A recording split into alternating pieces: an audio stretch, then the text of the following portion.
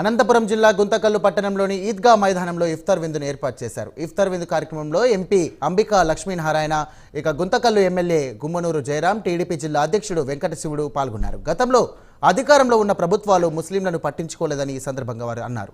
TDP ప్రభుత్వంతోనే ముస్లింలకు న్యాయం జరుగుతుందని టీడీపీ నేతలు ఈ సందర్భంగా వెల్లడించారు.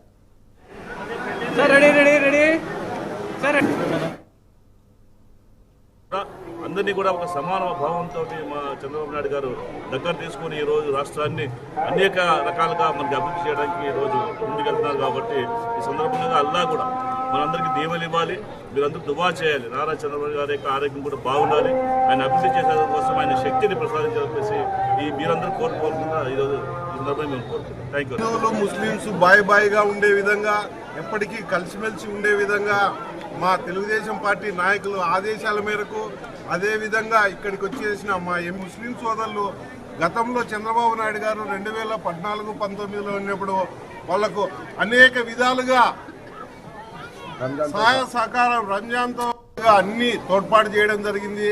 ఇప్పుడు మక్కాకు పోయినా కూడా ₹1,00,000 ఇవ్వాలనేది కూడా చెప్పడం జరుగుతూ ఉంది. అది కూడా చేస్తాము.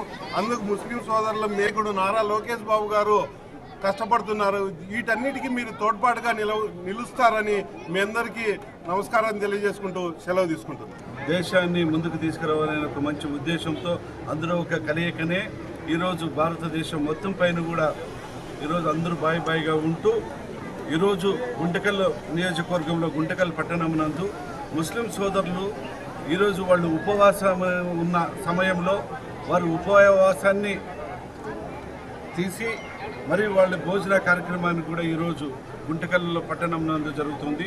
ముస్లిం సోదరులందరూ కూడా శుభాకాంక్షలు, వారి కుటుంబాలు వారు